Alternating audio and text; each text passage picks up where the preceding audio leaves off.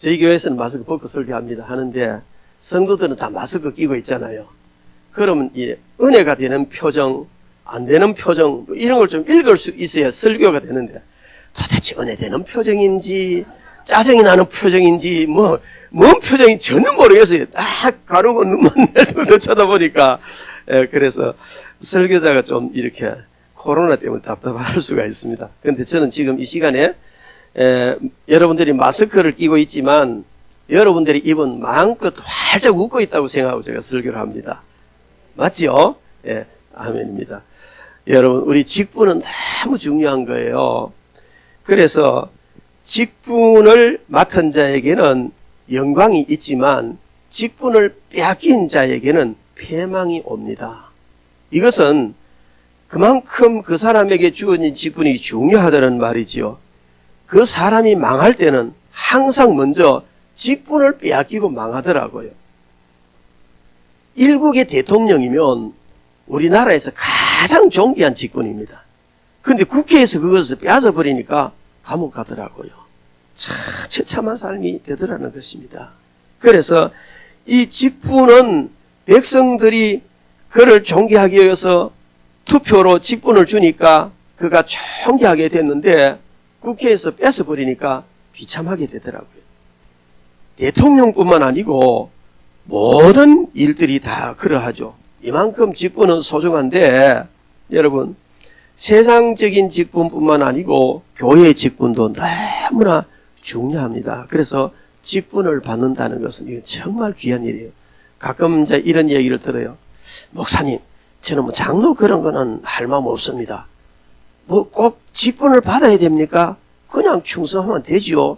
그런 얘기를 해요. 그래서 저는 그런 사람을 보면 참 복받기 걸러 먹었다 이런 생각을, 장로 그런 거는 별 생각이 없다. 이게 뭐냐, 그만큼 하나님께서 주신 직분을 터부시한다는 말이죠.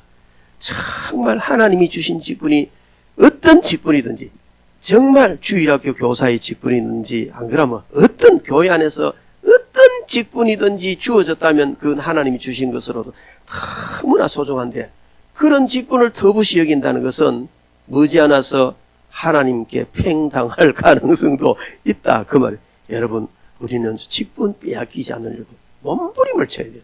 교회 직분은 더더욱 그런 줄로 믿습니다. 여러분, 특히 교회의 직분은요, 세상 직분과 달리 교회의 직분은요, 천군 천사들이 부러워하는 직분이에요. 우리가 어떤 직분을 받든지 직분을 받을 때 천군 천사들이 그것을 바라보고 자기는 못 받으니까 그렇게 부러워하는 거예요. 그래서 우리는 이 직분을 받아서 잘 감당해야 되는데, 특히 이 직분을 누구에게서 받느냐 하는 더 중요하잖아요. 정말 중요합니다. 대통령은 국민으로부터 직분을 받았습니다.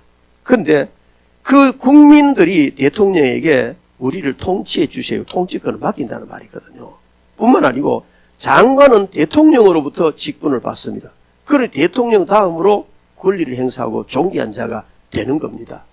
회사에서 회장으로부터 직분을 받으면, 이사가 됐든 직분을 받으면은 그 사람은 회장 아래에서 그만큼 많은 봉급도 받고 많은 영향력을 행사하고 앞으로 출세길도 더 열린다는 말이죠. 그래서 직분은 누구에게 받느냐에 따라서 그 모든 복과 영향력이 또 달라지는데, 저와 여러분들이 받은 직분은 세상적인 어떤 권세자나 지도자가 준 것이 아니고 하나님께서 주신 직분인 줄 믿습니다.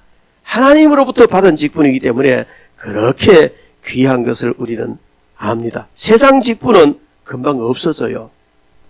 잃게 되고, 또 오랫도록 그 직분을 감당한다 할지라도 우리가 오래 살지 못하잖아요. 우리 생명 끝나면 그거 다 끝나는 거란 말이에요.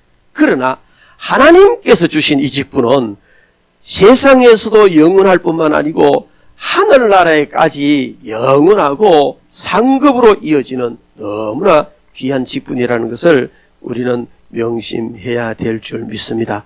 오늘 우리가 읽은 이 성경 본문 말씀은 바울 사도가 자기가 어떻게 직분을 받았는지에 대해서 사랑하는 제자 디모데에게 말해 주면서 이 직분을 잘 감당하라고 훈계하는 내용이라 그렇게 봅니다. 그래서 우리도 이 말씀을 근거로 해서 하나님께서 주신 이 직분을 하나하나 살펴보면서 정말 하나님 앞에서 복된 그리고 성공적인 그런 신앙인들이 되어야 될 줄 믿습니다. 근데 교회에는 여러 가지 직분이 있습니다. 물론 뭐 여러분들 다 잘 아시겠지만 교회에는 여러 가지 직분이 있는데 그 많은 직분을 일일이 다 열거 안 하더라도 이것을 딱 묶어서 크게 나누면 세 가지 직분이 있다. 이렇게 볼 수가 있어요. 그 세 가지 직분이 뭐냐면은 창설 직분, 이걸 비상 직분이라 그렇게 말하는데 창설 직분 그것이 있어요. 그리고 통상 직분이라고 하는 그런 직분을 받은 자들이 있고요. 그 다음에 임시 직분이라는 직분을 받은 자가 있습니다. 이 창설 직분이라는 말은 이건 비상 직분이라고 해서 신약 교회가 교회를 세울 때에 그 교회를 창설할 때 있었던 그 직분인데 사도 선지자 이런 직분입니다. 이 직분은 지금은 없습니다. 지금은 없고 예수님의 12 제자들을 이 창설 직분이다 그렇게 봅니다. 그 사도적인 직분을 말하고요. 이런 요즘도 보면은 뭐 특별한 이런 그 교단에서는 요즘도 사도직이 있다 뭐 이런 이야기하는 사람이 있어요. 그 사람은 굉장히 잘못된 사람입니다. 잘 모르는 사람이고 여러분 우리가 이렇게 볼 수가 있어요. 그 외국 사람이 한국에 왔는데 한국말도 너무 잘하고 모양도 한국인 닮았고 너무 한국인과 똑같아. 그런데 그 사람이 한국적일 수는 있지만 한국인은 아니단 말이에요. 그죠? 그와 같이 아무리 우리가 사도적인 그런 능력을 가지고 있고 사도적인 사역을 한다 할지라도 사도적 사역은 한다고 보지만 사도직은 아니란 말이에요. 이것을 오해하는 사람들이 요즘 가끔 사도직 이래가지고 오해를 하고 그걸 떠벌리는 사람이 있어요. 아주 세계적으로 유명한 그런 사람들이 그런 얘기합니다. 근데 그건 잘못된 거예요. 사도적 사역은 있지만 사도적일 수는 있지만 사도는 아니에요. 그래서 이런 창설 직원은 이미 없다. 직원 없다. 그 다음에 통상직원이라고 있습니다. 이 통상직원은 교회의 항존직이다. 이렇게 항존직이란 말은 항상 존재한다 그런 의미거든요. 근데 이 통상직원 즉 항존직은 어떤 특징이 있느냐 안수를 받습니다. 안수를 받으면 항존직이다 이렇게 볼 수가 있어요. 안수 받는 직분 중에는 그 장로와 집사가 있습니다. 장로와 집사가 있는데 이 장로는 이제 우리 대한예수교 장로회 합동적 헌법에 보면 장로에는 두 반열이 있다. 두 반열이 있는데 강도와 치리를 같이 겸하여 하는 장로를 목사라 하고 치리만 하는 장로를 장로라 한다. 그래서 장로교회예요. 제가 시골에 목회할 때에 이웃교회에 어떤 나이 많은 장로님이 자기가 주인이래. 왜? 장로교니까. 목사는 무슨 일에? 그래가지고 자기가 주인이 장로교니까 장로가 주인이고 목사는 이제 뭐 왔다 갔다 하고 그죠? 또 이제 사임하고 가고 왔다 하니까 뭐 무슨 일꾼 이랬지요. 제가 되게 혼을 냈어요. 장로님 똑바로 하세요. 제가 했어요. 도대체 장로님은 어떻게 장로 됐습니까? 시험을 어떻게 치길래? 세상 말로 나이롱뻥 해가 장로 땄습니까? 내가 농담도 했어요. 근데 여러분 장로교회 장로라는 말은 목사도 장로예요. 그 성경에 보면 장로인 가이오는 나 장로는 감독, 장로 감독 이렇게 표현되어지는 그 모든 그 말들이 바로 이 시대의 목사예요. 장로예요. 그래서 치리와 이제 다스리는 것과 강도 즉 설교를 같이 하는 그런 장로를 목사라 하고 근데 설교는 안 하고 다스리는 일만 하는 장로를 장로라 한다. 그래서 우리가 장로교회예요. 그런데 이 목사에는 요즘 또 뭐 이 여러 종류의 목사가 있지 않습니까? 그죠? 거기 보면은 뭐 목사 직분 중에는 뭐 여러 가지 그런 직분이 있어요. 위임 목사, 임시 목사, 부목사, 무임 목사, 전도 목사, 교육 목사, 찬양 목사, 원로 목사, 은퇴 목사, 협동 목사. 뭐 또 요새 뭐 막 목사란 이상 그런 직분마다 많은 이름을 붙이더라고요. 저희들이 이 학교 다닐 때요. 아버지 직업 뭐냐? 그러면 농업, 공업, 회사원, 뭐, 이래 손꼽으면 몇 개밖에 없어요. 근데 지금은 직업이 수만 가지 되잖아요. 이 사회가 다양하게 되어지니까 목사의 직분도 다양하게 되어지고 심지어 신학교 교수하는 목사도 있고 뭐 여러 종류가 이래 있어요. 있는데 여기에 이제 여러분들이 다 잘 아시겠지만은 위임 목사라는 목사는 그 교회를 완전히 위임받은, 그러니까 하나님으로부터 완전히 위임받은 그런 목사님인데 평생 그 교회에서 목회를 할 수 있는 목사님이고, 임시 목사는 위임은 받지 못했지만 노예에서 임시로 늘 이렇게 그 청빙을 받아야만이, 뭐 그래서 해마다 그 노예에서 청빙 받아야 돼요. 이제 뭐 예를 들어 장로님이 없다든지 안 그러면 성도들이 공동회의 했는데 우리 교회 위임 목사로 모시기엔 좀 부적절하면 해서 그 투표가 안 나오든 이러면 이제 임시 목사로 이렇게 있는 경우가 있죠. 그 다음에 부목사는 잘할 것이고, 무임 목사는 목사는 목사인데 목사로서의 사역을 안 하고 있는 목사. 그 다음에 전도 목사는 어떤 특정 지역에 전도 파송을 위해서 보내진 그런 목사고, 교육 목사는 주로 이제 신학교 교수들이라든지 뭐 이런 쪽으로 있고, 그 다음에 요즘 찬양 목사가 있어요. 참 이게 너무 잘생겼다고 저는 생각합니다. 찬양만 전문으로 하는 목사인데, 여러분 뭐 하스데반 목사님 같은 분 여러분 너무 참 진짜 찬양 잘하잖아요. 목요 찬양 집회를 통해서 전국이 들썩들썩하게 했어요. 그래서 자기의 달란트를 살려서 목회를 감당할 수 있는 이런 분이고, 그 다음에 원로 목사는 그 교회에서 그 오랫동안 시무를 하고 교회에서 공동의회를 해서 우리 교회 원로로 이제 원로 목사님으로 모십니다. 그렇게 하면 이제 원로 목사가 되는데, 원로 목사가 되면은 교회에서 이제 그 목사님의 생활비까지 다 책임을 지는 거죠. 근데 참 요즘 교회에 안타까운 일이 참 많이 있어요. 별로 은혜스럽지 않은 이야기여서 안 하랍니다. 원로 목사 문제를 놓고 많이 이제 문제가 생기는데, 그런 부분이, 은퇴 목사는 이제 은퇴, 뭐 70, 지금 합동적인 70 되면 이제 정년하잖아요. 그래, 은퇴한 목사. 저희 친구들 중에 은퇴 목사가 참 많아요. 벌써. 나이 많은 분들이 신학교 좀 늦게 와가지고, 은퇴 목사 된 분들 참 많아요. 그래, 은퇴 목사 되고 나니까 할 일이 없는가 봐. 그 전국에서 전화, 배 목사, 부산에 놀러 가면 되나, 그래요. 그래서 그게 뭐냐, 오면 저는 뭐 돈이 있든지 없든지 박 목사 둘이가 하여튼 부산은 무조건 해를 잡수려고 하니까 회사 드리고 구경시기 다 하거든. 그러니 그거 같으면은 배 목사가 대접 잘 해준다 하더라 소문이 나가 놀러 가면 되라. 오느라 하는데 이 장난이 아닌 거예요. 그래서 요즘은 핑계거리가 생겨. 코로나 끝나면 오느라. 그래서 이제 제가 많이 이제 호주머니가 많이 좀 안정이 됐습니다. 이제 이 은퇴 목사. 근데 사실상 저는 이 은퇴 목사 제도가 적절하지 않다고 생각하는 사람 중 한 사람이에요. 물론 이제 교회에서 사역을 할 때 젊은 분들이 와서 해야 되지만은 목사직이랑은 평생직이거든요. 저는 예를 들어서 교회에서 저는 은퇴하더라도 그냥 목사로서의 이런 평생 하잖아, 그죠? 세상 사람들은 직장에서 은퇴해버리면 다 할 일이 없어져 버리지만은 목사는 은퇴해도 할 일이 참 많아요. 그래서 저는 원로 목사님이 되든지 은퇴 목사님이 되면 그냥 교회에 얽매이지 않고 주의를 마음껏 할 수 있는 그런 좋은 기회도 되지 않겠느냐, 그렇게 생각을 합니다. 여러분들 이제 우리 강 목사님은 이제 원로 목사님 모셔가지고 여러분들 잘 모시기 바랍니다. 그러면 아마 그 마지막에 사역이 정말, 목회자는 마지막 사역이 정말 아름다운 사역이 되거든요. 그리고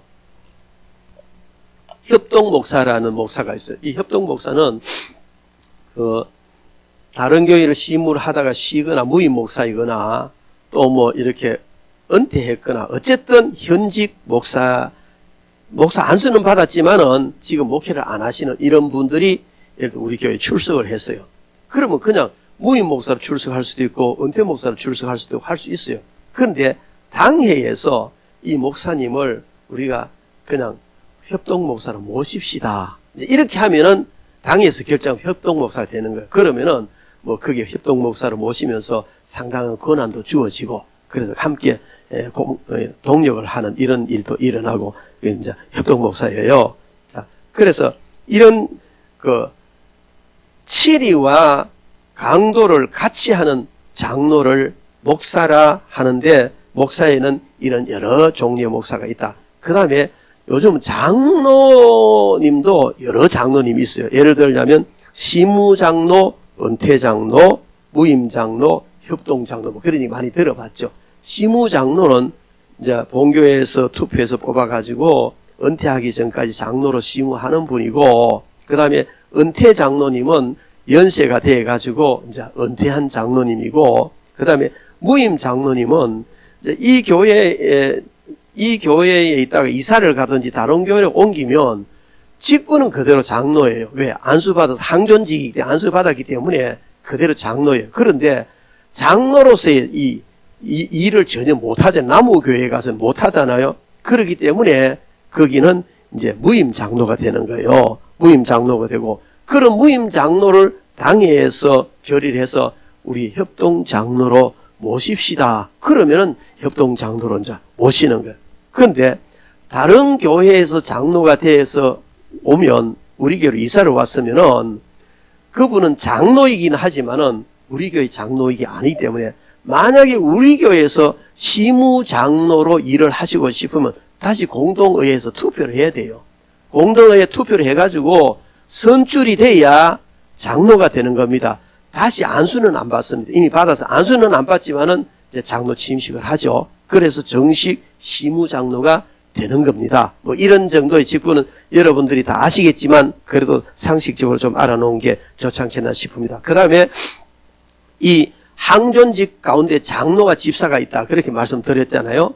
그 항존직 가운데 장로와 집사가 있는데, 장로는 설교와 치리를 같이 하는 장로를 목사라 하고 치리만 하는 장로를 장로라 한다. 그럼 또 집사가 있잖아요. 이 집사는 안수 집사를 말하는, 장립 집사를 말하는 거예요.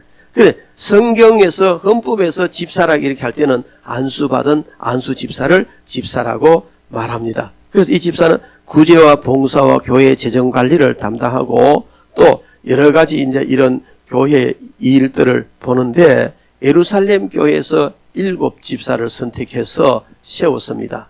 이제 제자들이, 사도들이 그냥 뭐 나눠주고 이런 관리하고 이런 걸 하다 보니까 기도하는 시간, 말씀 전하는 시간 너무 이제 뺏기니까, 그래서 지혜와 성령이 충만한 사람 7을 뽑아가지고 세웠습니다. 근데 자세히 쳐다보면 그 사람들을 7집사라 이렇게 말은 하는데 성경에서는 집사라고 하지 않습니다. 지혜와 성령이 충만한 7 사람을 뽑아서 사도들이 하는 일을, 일반 잡무를 대신 맡긴 거예요. 그런데 그분들은요, 보면은 전도도 하고, 서대관 집사님이나 빌립 집사 같은 분은 전도도 하고 그래요. 그래서 어떤 분이 저한테 질문해요. 목사님, 집사도 그 안수해도 되잖아요. 세례 줘도 되잖아요. 그래요. 집사가 세례 줘도 된다요.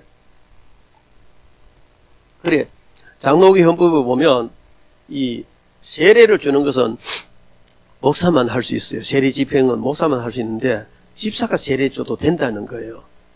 안 된다. 그러니까 성경에는 있던데요. 그래요.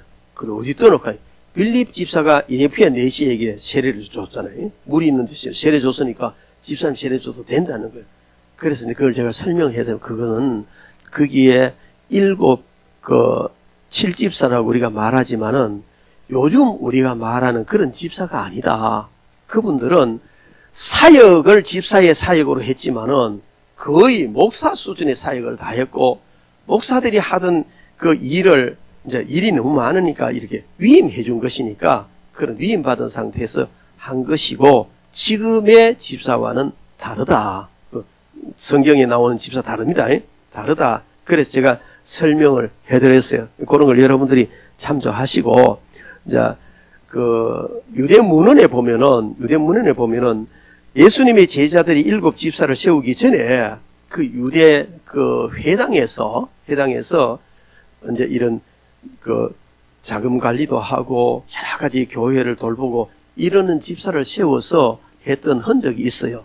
그걸 근거로 해서 아마 그렇게 일을 직분자를 세우기 때문에 집사라고 하지 않았나 이제 이렇게 생각하는데, 하여튼 그런 부분들이 여러분 참조를 하시고, 그래서 집사는 안수 집사를 말하는 것이다. 이게 항존직입니다. 그 다음에 처음에 창설 직원, 그건 지금 없고, 그죠? 그래서 항존직은 안수받은 사람이 항존직이다. 그 다음에 임시직원이 있어요. 이 임시직원은 어떤 것이냐면 성경에서 언급되지 않는 직분들인데 교회가 발전되면서 교회의 필요에 따라서 그때그때마다 세운 어느 시대에 세우고 이제 이 교파별로 이래가 세운 그런 직분들이 그 임시직입니다. 임시직인데 임시직에 보면은 어떤 직이 있느냐면 강도사, 전도사, 권사, 서리집사, 목사, 후보생 뭐 이런 직분이 바로 임시직이에요.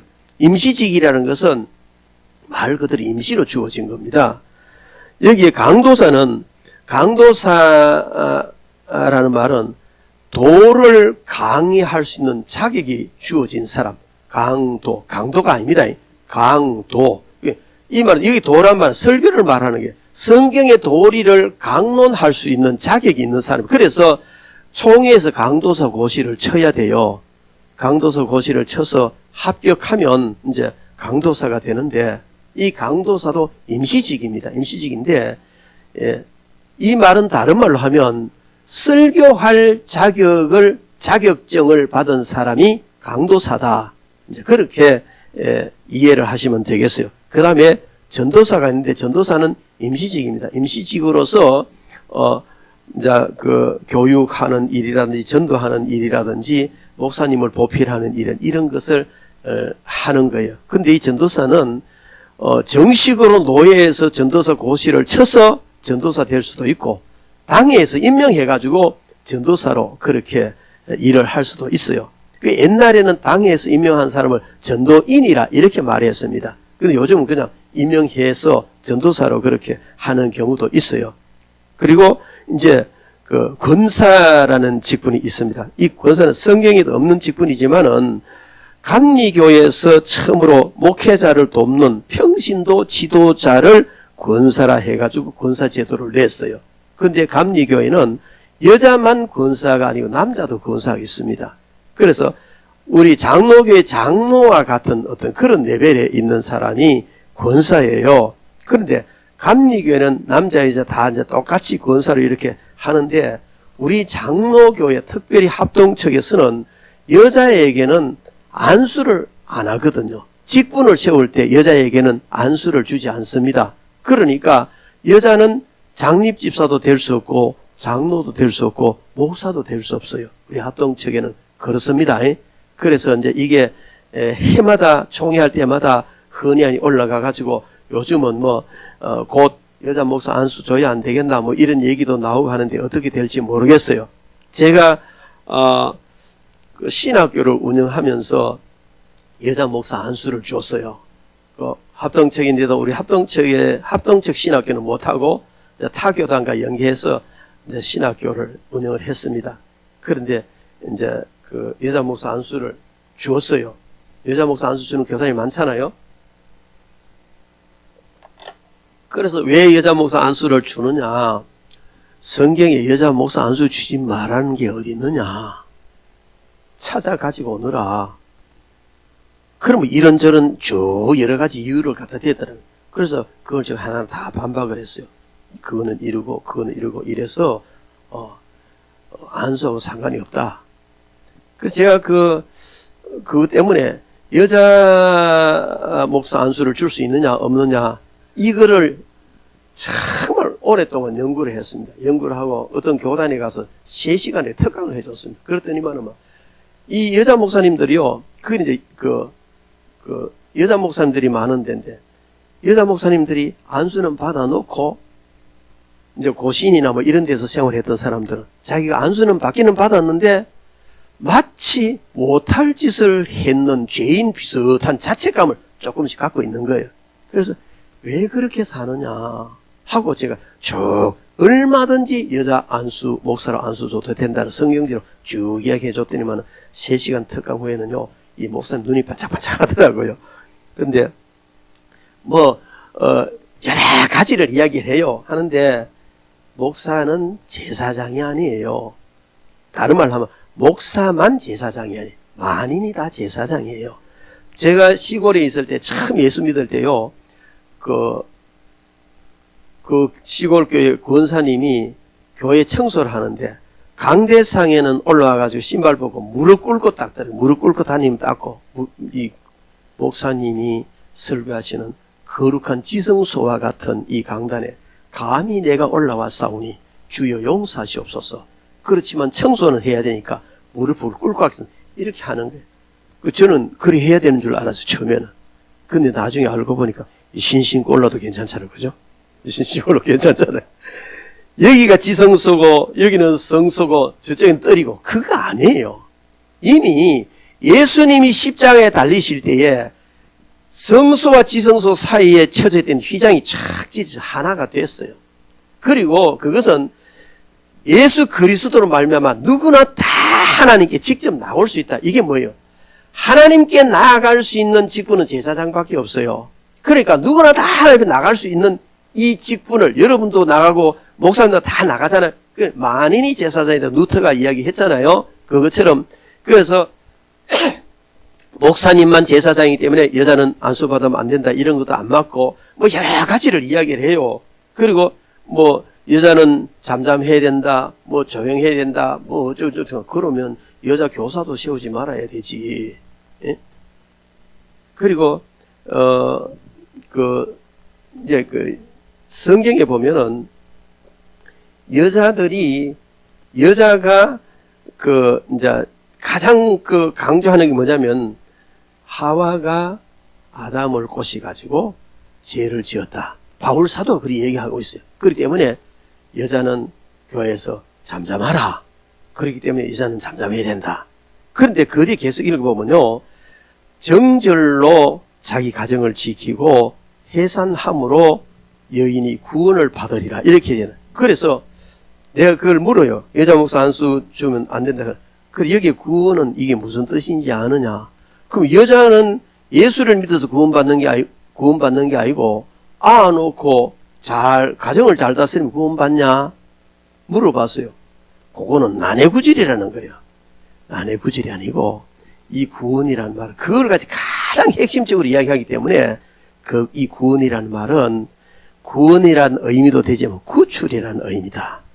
여러 가지 여자가 하와가 먼저 죄를 지었고 아담을 넘어지게 했고 그 때문에 교회에서 떠들면 안 되고 조용히 집에 가서 이야기를 들어야 되고 뭐 가르치는 것도 허용이 안 되고 다 이래 하는데 이런 걸 이야기해 놓고 그러나 여자가 정절을 지키며 해산함으로 구원을 받는다 말은 그런 모든 규제로부터 해방을 받는다는 뜻이에요. 그 말이. 그걸 이상하게 해석해가지고 그런 얘기하는데 어쨌든 저는 이제 이 여자 안수 문제 때문에 이제 이런 얘기를 하는데 지금 여자 장로를 세우는 교단도 있고요. 또 여자 안수하는 어차피 여자 목사는 안수 다 받습니다. 받는데 그래 이제 왜 그러면 이 합동측에서는 여자 권사를 세우느냐 권사에 대한 얘기를 하다 보니 그런데 원래 취지는 남자나 여자나 똑같이 남자는 교회의 평신도 지도자로서 장로를 뽑고 또 장립집사를 뽑아서 섬기게 하는데 여자도 리더십이 있고 영향력이 있고 잘 섬기면 장로나 이 안수집사처럼 그런 직분을 가지고 교회를 섬겨야 되잖아요. 그래서 섬겨야 되는데 그렇게 하려고 하다 보니까 또 안수는 못 주는 거야. 그래서 권사 제도를 세우고 안수 없는 장로, 안수 없는 안수집사 격으로 권사를 세워둔 겁니다.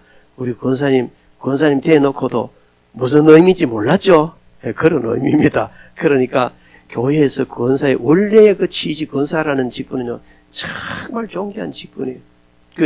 그래 앞으로 아마 이 우리 합동측에서 어떻게 될지 모르겠지만은 여자 목사 안수를 주면 여자 장로도 세우게 될 것이고 그럼 권사님들은 안수 받으면 여자 장로 되는 거예요. 굳이 뭐 여자 장로라 할 필요도 없이 권사님들에게도 안수를 세워서 임시직이 아닌 항존직으로 섬길 수 있도록 이제 그렇게 할 수도 있겠다 하는 것입니다. 어쨌든 이제 그 정도로 그냥 이해를 여러분들 하시면 되겠고요. 그 다음에 서리 집사가 있습니다. 이 서리 집사라는 말은 한국교회 오래전부터 서리 집사 제도를 세워가지고 교회를 섬길 기회와 책임감을 부여해가지고 영적인 성장을 스스로 하고 교회를 섬길 수 있도록 이렇게 한 제도가 서리 집사 제도인데, 이 서리 집사라는 말은, 서리라는 말은 대리 혹은 뭐 대행 이런 의미잖아요. 그죠? 뭐 사무관 서리 하면 사무관 아니지만 사무관 일을 한다 이 말이거든요. 그래서 안수 집사 받아야 집사인데 안수는 안 받았지만은 안수 받은 집사가 하는 모든 일을 대리하고 대행하도록 안수 없이 당회에서 임명한 사람이 서리 집사예요. 그래서 서리 집사는 임명 안 받으면 집사 아니에요. 근데 뭐 다른 교회에서 서리 집사 임명 안 받으면 그 사람은 뭐 평생 항존직인 줄 알고 어디에 가도 나가 집사라고 내가 집사라고 그리 얘기하잖아요. 그건 잘못된 거예요. 본교회 집사라도 목사님이 임명 안 해버리면은 집사 아닌 거예요. 이 행정적으로 그렇습니다. 그래서 어떤 남자 서리 집사님은 그렇다고요. 목사님 서리 집사는 서리 맞는 집사입니까? 이렇게 하더라고요. 그래요. 하여튼 뭐 임명 안 해버리면 아니니까 그걸 여러분들 이해하시고 우리 서리 집사 분들은요 참 너무너무 귀한 안수 집사의 직분을 안수 집사가 아직까지 그 교회에서 인정 안 받았지만은 인정을 해준 거예요. 그것도 하나님 앞에서 목사님이 기도하고 인정을 해준 거니까 그 직분이요 얼마나 귀한 직분이고 그냥 해마다 그냥 임명해 주니까 나 집사인데 작년에 임명해서 올해 또 임명하고 난 집사야 그게 아니고 나에게 그 당회에서 서리 집사를 임명했다는 이게요 얼마나 귀한 일인지 모르는데 그렇잖아요. 하나님은 직분에 따르는 그런 은혜를 주셔요. 제가 전도사 때 하나님께 주시던 은혜와 능력 다르고요. 강도사 때 주신 능력 다르고요. 또 뭐 1000명 넘는 교회 부목사도 해봤지만은 부목사 할 때 주시는 능력 다르고 또 담임 목사가 됐을 때 주시는 은혜가 또 다르더라고요. 그래서 영적으로도 그렇지만 모든 면에서요 하나님께서 그 사람에게 직분을 맡길 때는 그걸 감당할 수 있는 모든 걸 함께 주시기 때문에 이 직분이 그렇게 귀하다는 것을 이해를 하시기 바랍니다. 그리고 마지막 목사 후보생이 있어요. 이 목사 후보생은 신학교에 다니면서 내가 목사 되겠습니다 하는 사람, 이런 사람을 노회에서 시험을 칩니다. 그래서 합격하면 목사 후보생으로 노회에서 관리를 해요. 전도사는 교회에서 관리하지만 목사 후보생은 다 같이 보면 목사 후보생이나 전도사를 같아 보여도 목사 후보생은 노회에서 관리를 하게 돼 있어요. 그래서 목사 후보생은 신학교 재학생으로서 그 노예 목사 후보생 고시 안 치면 목사 후보생 아니지만 후보생 고시를 쳐서 합격하면 목사 후보생이 되는 겁니다. 이렇게 교회의 직분이 정말 중요한데 체계적으로 또 정치적 행정적으로는 창설 직원 또 항존 직원 임시 직원 이렇게 있다는 걸 여러분들이 아시고 나는 어느 속에 포함되느냐 어떤 직분이든지 교회에서 주어지는 직분은 너무 중요한 겁니다. 근데 이 직분을 아까 말씀드렸지만은 누가 주신다고요? 하나님이 주신 거예요. 그래 세상 대통령에게 세상 백성들에게 세상의 어떤 회장에게 받은 것이 아니고 하나님으로부터 받았어요. 그냥 보잘것없는 직분 같은 뭐 교회의 직분이 보잘것없는 직분이 어디 있겠어요. 다 존귀한데 그래도 무조건 이 직분을 하나님으로부터 받았다는 사실이 너무나 귀합니다. 오늘 본문 12절 말씀에 보면 주님께서 나를 충성되이 여기셔서 직분을 주셨다. 그렇게 말씀하고 있습니다. 여러분 우리는 내가 잘해서 직분 받은 게 아니에요. 내가 잘하기 때문에 하나님이 직분 주신 게 아니고 당당하게 내가 충성했기 때문에 직분 주신 것이 아니고 나를 충성되이 여겨서 직분을 주셨다는 겁니다. 굉장히 중요한 이야기입니다. 여러분 직분은 아무에게나 주는 게 아니에요. 그냥 목사님이 떡떡떡 임명하는 것 같아도요 그걸 놓고 얼마나 기도합니까? 기도하고 하나님의 뜻을 묻고 그래서 직분자를 임명하잖아요. 그런데 그게 하나님의 뜻이 개입되어 있고 하나님이 임명한 것인데 이 직분은 아무에게나 주는 것이 아니고 주님께서 충성되이 여긴 사람에게 준다는 겁니다. 충성한 사람에게 주는 게 아니에요. 지금 충성하지 못하지만 충성을 잘 못하지만은 그래도 그것을 참 충성으로 하나님이 여겨주시고 주셨다는 겁니다. 바울 사도는 본문을 통해서 하나님께로부터 직분을 받은 것에 대해서요 너무너무 감사하고 있어요. 너무너무 감사하고 있어요. 그래 감사하는데 그것은 바로 자신을 충성되이 여기셔서 직분을 주셨다. 그렇게 고백을 하고 있습니다. 그는 비방자요 폭행자요 또 자신이 그냥 해방자였었는데 주님의 긍휼을 힘입어서 직분을 받았고 주님께서 충성되이 여기셔서 직분을 주셨기 때문에 그렇게 그 직분을 소중하게 여기셨던 겁니다. 우리는 직분을 놓고 두 가지를 깊이 생각해야 됩니다. 첫 번째, 자격이 없다고 말하지 마세요. 목사님이 여러분들을 어떤 직분을 임명을 하든 직분을 딱 임명하면 하나님 감사합니다. 나를 충성되이 여기셔서 이 직분 주셔서 감사합니다고 기도해야 돼요. 그리고 받아 충성해야 돼요. 목사님 나 자격 없어요. 누구는 자격 있나? 자격이 있어서 직분 받아서 아무도 없어요. 그래서 자격이 없다고 말하지 말라는 겁니다. 직분 주실 때는. 그리고 나 자격이 있는데 왜 안 주느냐? 이런 소리도 하면 안 돼요. 그건 하나님이 판단할 일이거든요. 그리고 직분을 주셔서 그래 당연히 내가 자격이 있지. 내가 그래 집사가 되고 장로가 돼야 되지. 누가 된단 말이고. 이렇게 하면요 교만의 마귀에 걸려 넘어집니다. 그래서 우리는 직분 주실 때 자격이 있다고도 말하지 말고 자격이 없다고도 말하지 말고 그저 주님께서 그냥 보잘것없는 나를 충성되이 여기셔서 직분을 주셨구나. 그런데 이 직분은 세상 어떤 왕이 준 직분이 아니고 만왕의 왕이신 하나님이 주신 직분이기 때문에 너무 소중하다는 이 사실을 알고 여러분 충성하시기 바랍니다. 충성되이 여기셔서 직분 주신 주님을 실망시키면 안 될 줄 믿습니다. 그리고 충성되이 여기서 직분을 주셨는데 그럼 어떤 방법으로 주시는가? 직분을 어떤 방법으로 주시는가? 지금 직분을 이제 항존직은 항상 투표를 통해서 줍니다. 그죠? 장로님이나 장립 집사님, 그 이제 권사님은 항존직도 아니고 안수도 안 받지만 그 급에 해당되기 때문에 투표를 하잖아요. 투표를 통해서 줍니다. 그런데 투표를 통해서 주니까 교인들이 직분 준 줄로 착각하는 거예요.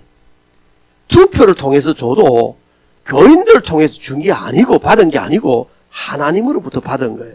여러분 구약시대는 직분을요 항상 선지자나 특별한 이런 하나님의 사람이 줍니다. 선지자가 하나님의 뜻을 따라서 직분을 주기도 하고 뭐 그러잖아요. 다윗에게 왕 직분을 줄 때 사무엘 선지자가 줬잖아요. 네 가서 왕 직분 줘라 하면 가서 주는 거예요.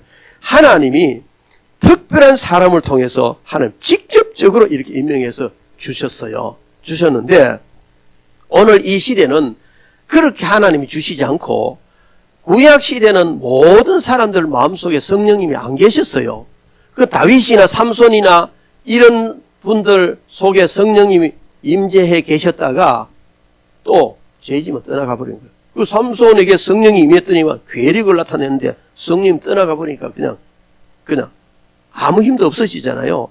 그래서 구약의 성령님은 오셨다 그 사람 쓰다가 합당처럼 버리고 가셨어요.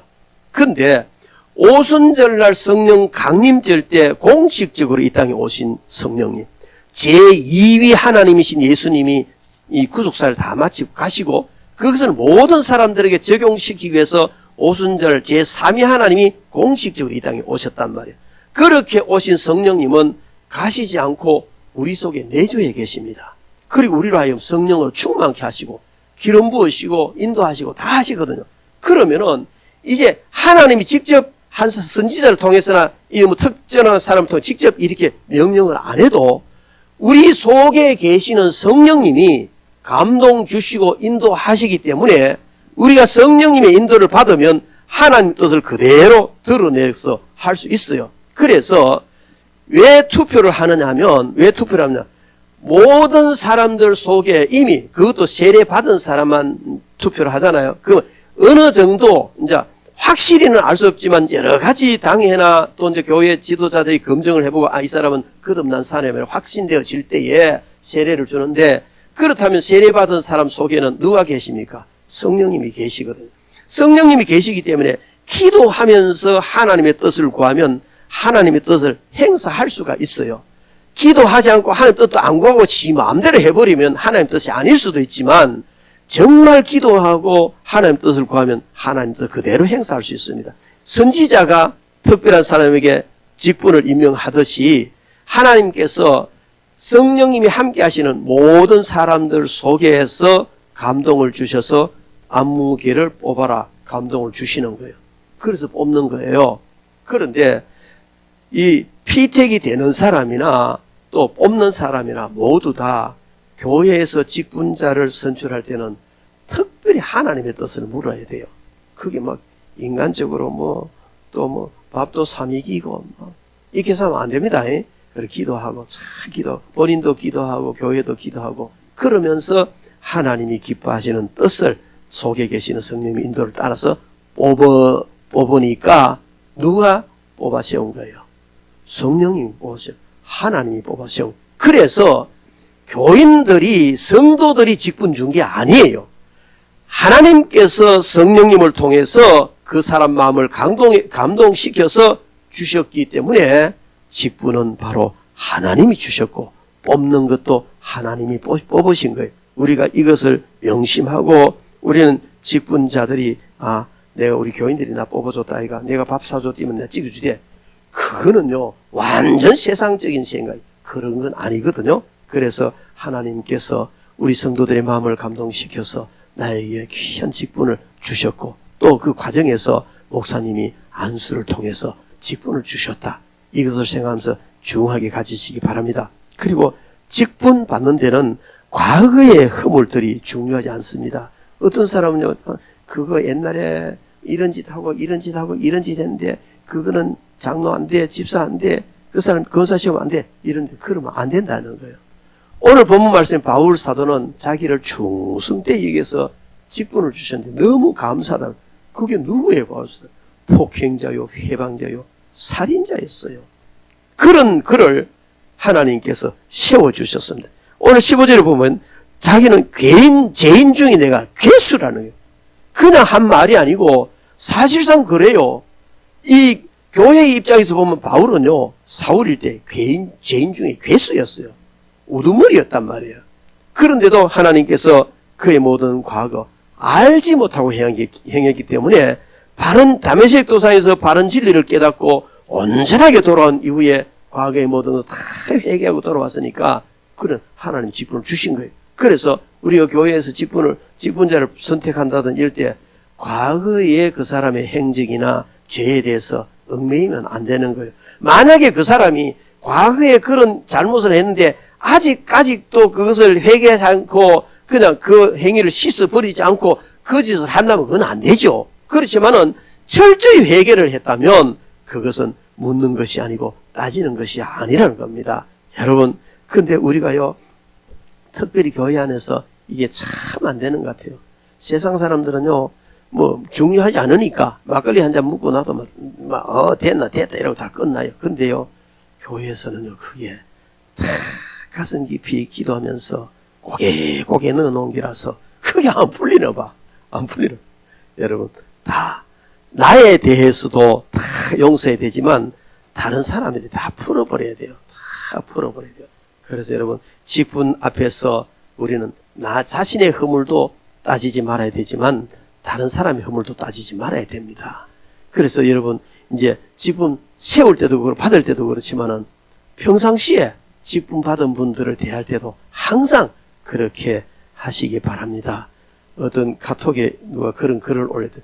물처럼 살고 싶다. 그 물은 모자라면 채워주고 지나가고 막히면 기다렸다 가고 저기 너무 재밌는 글이라서 제가 읽어봤는데 여러분 우리가 그래야 될 줄 믿습니다.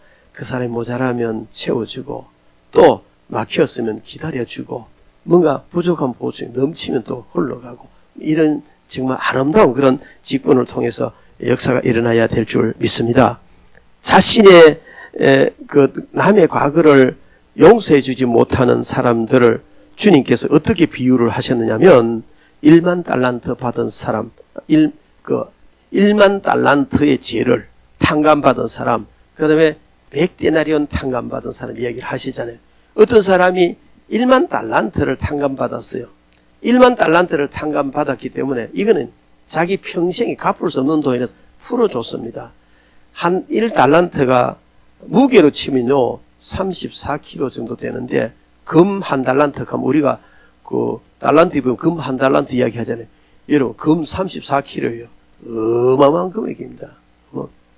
그런데 1만 달란트 같으면 금액이 얼마나 크면, 그래, 넌 도저히 갚을 수 없는 거야. 그래, 저거는 가다나봐야 못 갚는다 싶으니까 그냥 막 탕감해가 보내버렸단 말이야. 그런데 이 사람이 나가다 자기 친구 중에 자기에게 100데나리온은 작년 한 사람이 하루 일한 품삯이 1데나리온인데 그거 안 갚는다고 자기 광에다 갖다 놓고 하니까 주위 사람들 너무 마음이 상해서 그 이제 탕감해준 사람 이야기했더니 다시 불러가 홀이라도 남기지 못하고 다 갚기 전에 못 나온다고 다시 가다버렸다 그러잖아요. 여러분, 우리는 주님으로부터 탕감받은 우리의 허물과 죄가 1만 달란트만 되겠습니까? 그보다 더 많단 말이에요. 그런데 다른 사람에게 나의 상처를 입히고 나를 힘들게 하고 또 다른 사람이 스스로 지은 이런 죄 100데나리온도 안 되는 이런 거를 용서해 주지 못한 좁은 가슴 가지고 있을 수 있어요. 그러면 우리 직분자들은 그러지 말아야 된다는 겁니다. 잘 해결하고 그렇게 나가야 될 줄로 믿습니다. 자, 그리고 이제 이 직분을 받은 사람들은 직분자의 자격은 이 비상직원, 이제 창설직원은 특별한 소명에 의해서 하나님의 쓰임을 받았습니다. 그리고 또 우리가 이 항존직을 받은 사람이나 교회 직분을 받은 어떤 직분을 받았든지 직분을 받았으면 거기에 따른 책임이 주어지는 거예요. 직분이라는 것은 권한과 책임이 같이 주어집니다. 대통령에 막강한 권한이 주어지지만 그가 책임도 같이 주어진다면 잘못하니까 감옥도 가잖아요. 그 항상 직분에는 권한과 책임이 같이 주어진단 말이에요. 그러면 우리가 교회에서 받은 직분도 똑같아요. 세상 사람들은 모르고 목사님도 모를 수 있지만은 내가 직분자로서 하나님으로부터 받은 권한이 있어요. 그와 함께 책임도 함께 있어요. 그래서 직분자에게 주어진 권한과 책임을 잘 감당해야 됩니다. 권한도 충분히 행사해야 되고요. 책임도 충분하게 감당을 해야 될 줄 믿습니다. 그래서 우리는 오래 참아주고 기다려주고 이렇게 해서 잘 감당을 해야 될 줄 믿습니다. 직분자에게 주어진 자격은요, 굉장히 귀한 거예요. 직분을 감당하려면 먼저 주님의 은혜와 예수 그리스도 안에 있는 믿음과 사랑이 풍성해야 된다. 오늘 14절에 그렇게 이야기를 하고 있습니다. 직분을 잘 감당하려면 먼저 주님의 은혜와 예수 그리스도 안에는 믿음과 사랑이 풍성해야 된다. 그렇게 말하는데 믿음이 있어야 돼요. 직분 감당하는 믿음이 있어야 되고 그 다음에 사랑이 있어야 됩니다. 그런데 저는 직분 감당하는데 당연히 믿음 있어야 되고 사랑으로 감당해야 되지만은 가장 귀한 것이 은혜라고 생각합니다. 직분 감당하는데 은혜가 없으면요 참 힘들어요.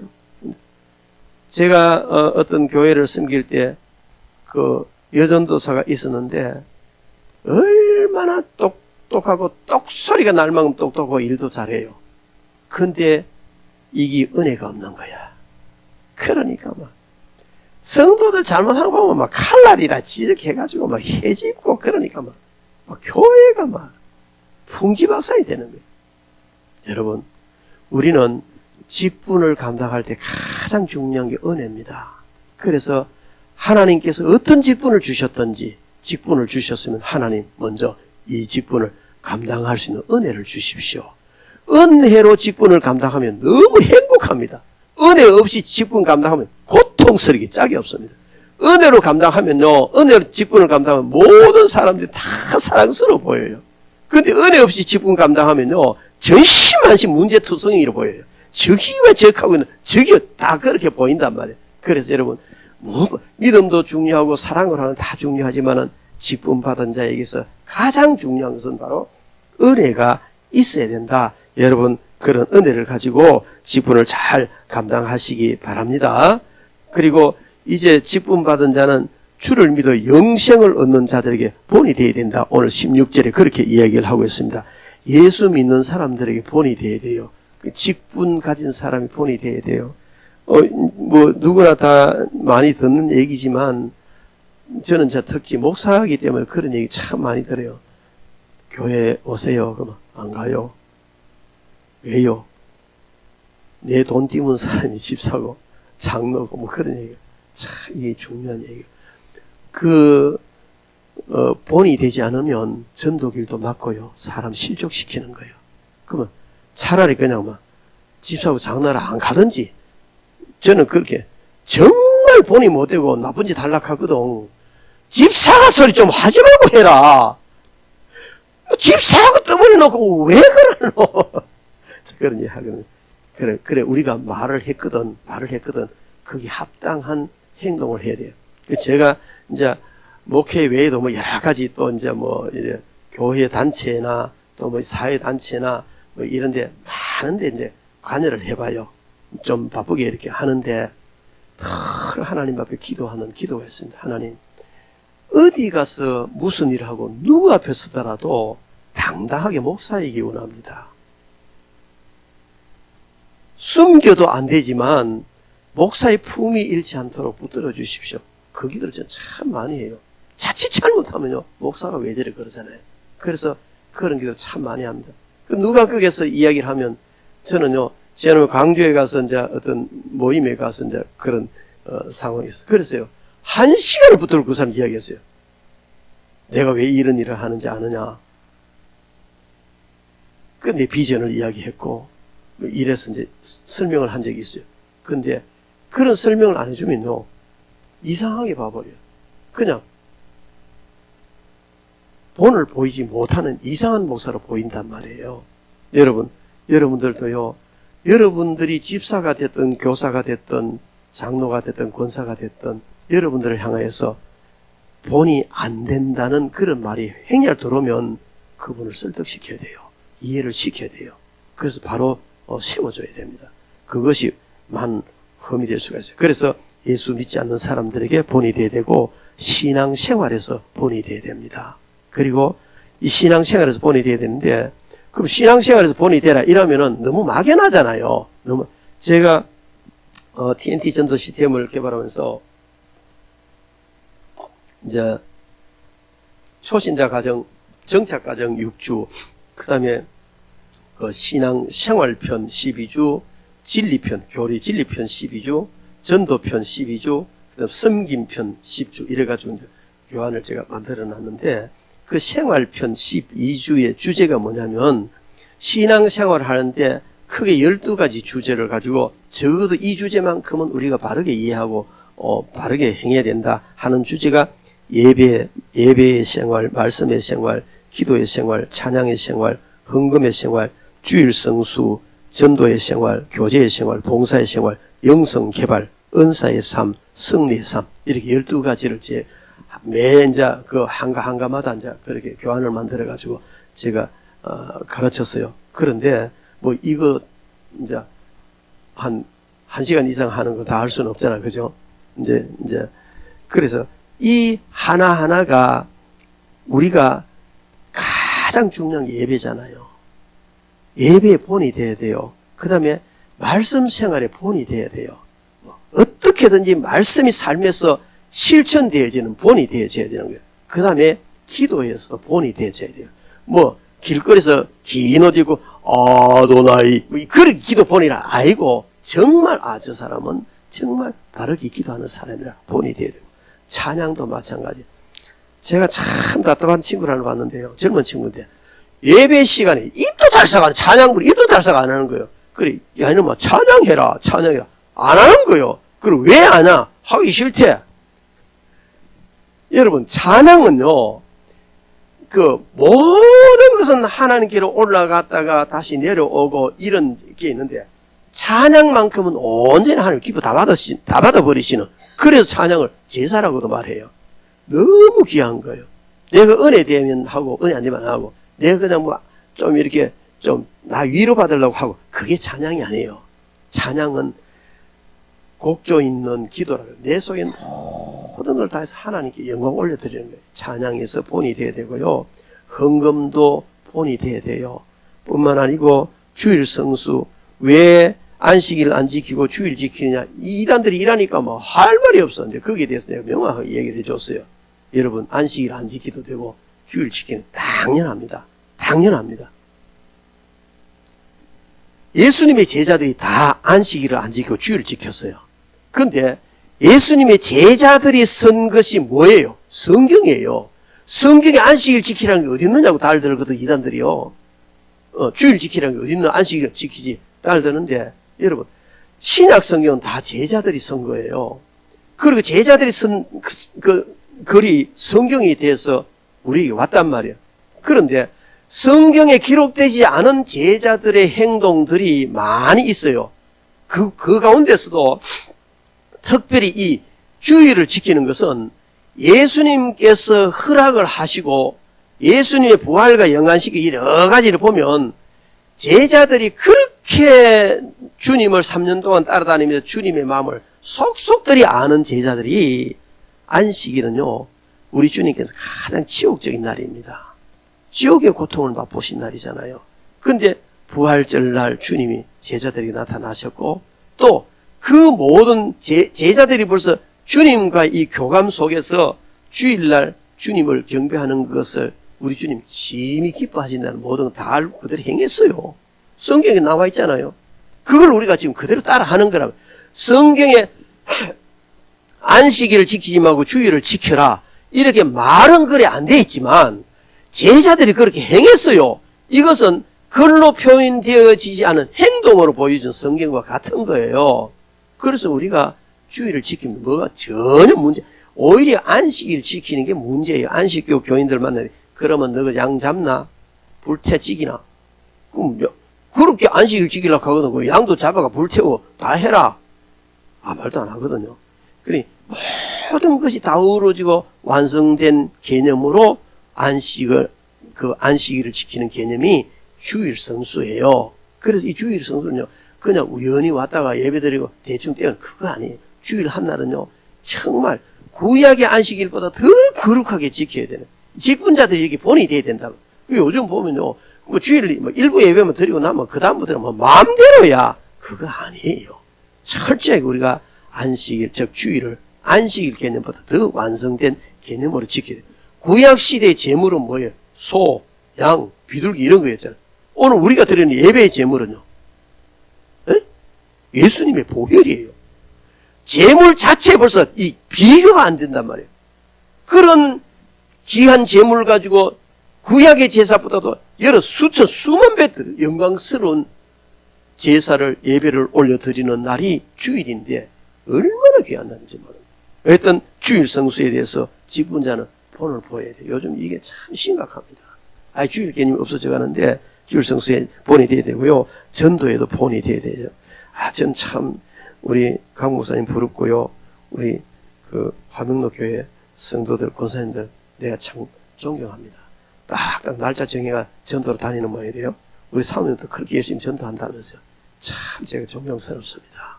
여러분, 이게 전도에도 본이 돼야 되고 성도의 교제에도 본이 되어져야 돼요. 코이노니아라는 건 너무 중요한 거예요. 뿐만 아니고 봉사하는 데도 본이 돼야 되고 특히 영성 개발에 본이 돼야 돼요. 저는 우리 강 목사님께서 참 이렇게 영적으로 얼마나 열정적인지 제가 참 부러워요. 부럽고 존경스러워요. 그리고 그냥 여러 사람들을 세워서 어떻게 해서든지 성도들의 영성을 바로 세우기 위해서 그렇게 노력하는 분은 없습니다. 요즘 목사님들요, 다른 교회 목사를 강단에 잘 안 세워요. 잘 안 세웁니다. 근데 우리 강 목사님은요, 저분 참 대단한 분이다 싶어요. 제가 나를 설교시켰다고 그냥 덕지를 한 소리 아니에요. 저만 세우겠습니까? 그죠? 여러분, 그게요, 다 여러분들의 영성이 정말 바르게 되고 옳게 되고 행여나 내가 한 부분에서 좀 모자란 분이 있지 않나 보충해주고 싶고 그런 어머니의 마음이고 아버지 마음 아니겠어요? 얼마나 귀한 일인지 모릅니다. 그래서 여러분도 영성 개발하는데 더 전념하시고 본이 되시고 은사 사용하는 데도 본이 돼야 돼요. 은사를 사용함에 있어서도 항상 본이 돼야 되는데 이런 것도 여러분들이 감당을 하시고 그 다음에 승리 생활을 해야 됩니다. 우리는 항상 마귀와 전쟁하고 있습니다. 마귀의 전쟁은 끝이 없습니다. 제가 부산에 와서 처음 느낀 게요, 청사포가 너무 좋아가지고 해운대 중동역에서 딱 내리면 택시 기본 요금도 안 되고 타고 가면 바로 청사포인데 늘 앞에는 바다 뒤에는 산인 그런 기도원을 하나님 허락해 주십시오. 그렇게 기도를 했는데 딱 보니 청사포야. 그래 가지고 많이 돌아봤는데 그래요. 쉽지 않더라고요. 그런데 그 바닷가에 탁 서가해 보니까 파도가 치는데요. 계속 파도가 1분 1초도 없는 계속 와요. 바람 많이 불면 큰 파도 오고 바람 적게 불면 작은 파도 오고 계속 오는, 그걸 쳐다보면서 있는데 성령께서 제 깨달음을 주셨어요. 이게 뭔지 아느냐. 파도가, 우리는 파도다 하면 보통 환난이나 시험 뭐 이런 거 생각 많이 하잖아요. 우리 인생의 환난의 파도, 마귀의 시험의 파도가 몰려오는데 파도가 몰려오지 않는 시간은 1분 1초도 없구나. 여러분, 우리가 평안하다 하고 마귀의 시험 당하지 않고 승리 생활하는 것 같고 또 뭐 신앙생활 더 잘하는 것 같고 행복한 것 같지만 그 순간도 역시 마귀는 우리 미혹하고 있어요. 우리가 못 느꼈을 수도 있고 은연중에 승리했을 수도 있지만 항상 미혹은 끝없이 옵니다. 이게 뭔지 아세요? 영적 전쟁이란 말이에요. 이런 영적 전쟁에서 우리는 항상 승리해야 됩니다. 이게 바로 직분자들에게 주어진 가장 중요한 일인 줄로 믿습니다. 이와 같이 이런 여러 가지 신앙 삶에 있어서 생활 속에 있어서 승리의 본을 보이는 그런 직분자들 되시기를 바랍니다. 그리고 직분을 맡은 자는 하나님께 존귀와 영광을 올려드리는 삶을 살아야 합니다. 오늘 17절 말씀에 보면 영원하신 왕 곧 썩지 아니하고 보이지 아니하고 홀로 하나이신 하나님께 존귀와 영광이 영원 무궁하도록 있을지어다. 아멘. 누구 통해서요? 직분자를 통해서. 나를 충성되이 여겨서 나에게 직분 주신 그 귀하신 그 하나님께 나를 통해서 존귀와 영광이 영원토록 있어야 된다네. 여러분, 우리가 직분을 수행할 때 하나님께 존귀와 영광이 돌아가야 돼요. 직분자인 나를 통해서 하나님께 존귀와 영광이 돌아가야 돼요. 사람의 제일 되는 목적이 뭡니까? 하나님을 영광롭게 하는 것과 영원토록 그를 즐거워하는 것 아닙니까? 이게 존귀와 영광을 올려드리는 삶이거든요.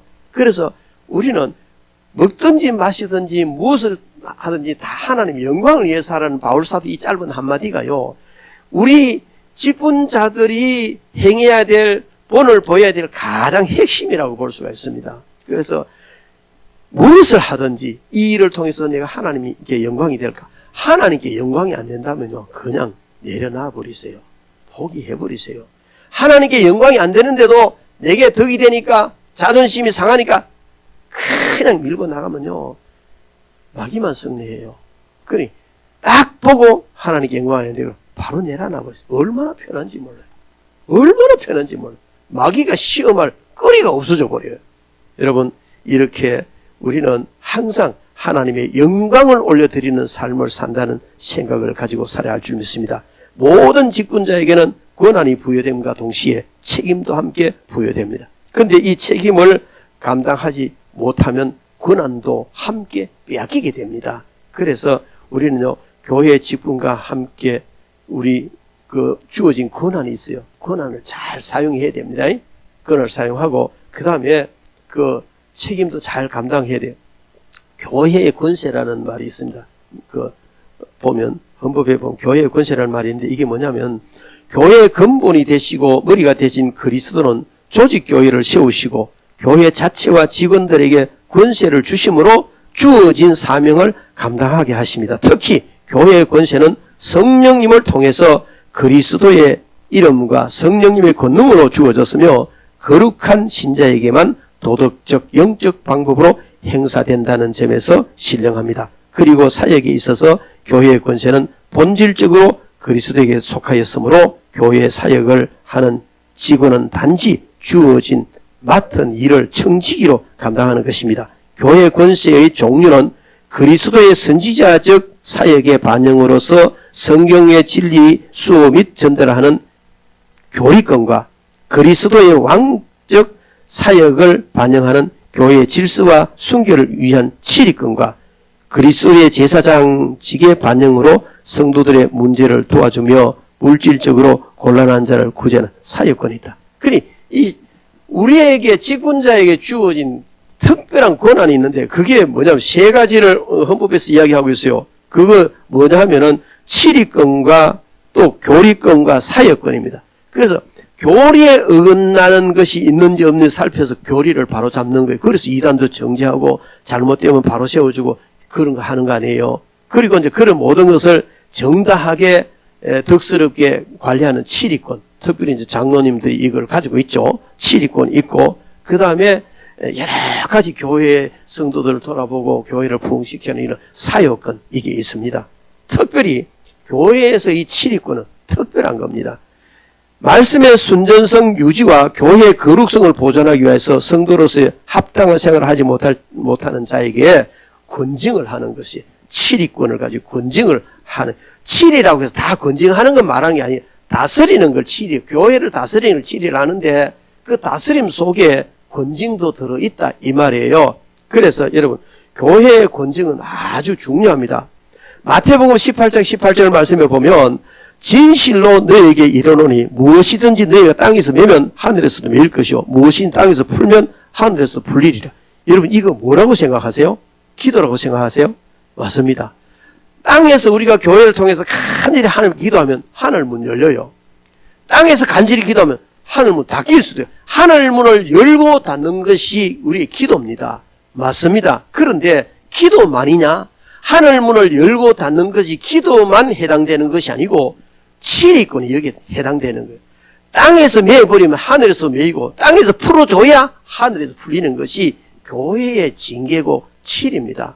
그래서 교회의 징계를 받으면요, 세상적인 징계는 감옥에 갖다 놓든지 뭐 벌금을 내든지 뭐 사형을 시키든지 이래 하니까 겁을 내는데, 교회에서 하는 이 징계는 사람들이 겁을 안 내. 아이고 뭐 교회 저 교회밖에 없나, 자빠라지면 코 닿는 데가 전시만식 교회인데 막 때리차고 다른 교회 가면 되지. 여러분 아니올시다. 징계는 시입을 한 교회에서 풀어야 풀립니다. 내가 A라는 교회에서 그 벌을 받았는데 B라는 교회에 가서 내가 이래가 그 교회 A 교회 못 있고 이리 왔습니다. 그러면 그 B 교회에서 그래 징계 받았다고 땅에 열애가 풀어준다? 안 돼요. 안 풀려요. 땅에서 교회에서 이 내놓은 거는요, 맨 시입을 한 그 교회 당에서 풀어야 하나님 보좌에서 풀리는 거예요. 여기서 매면 거기서 매이고 여기서 풀어야 그게 풀린다는 말이에요. 그래서 여러분 교회의 징계나 시벌은요 정말 무서운 거예요.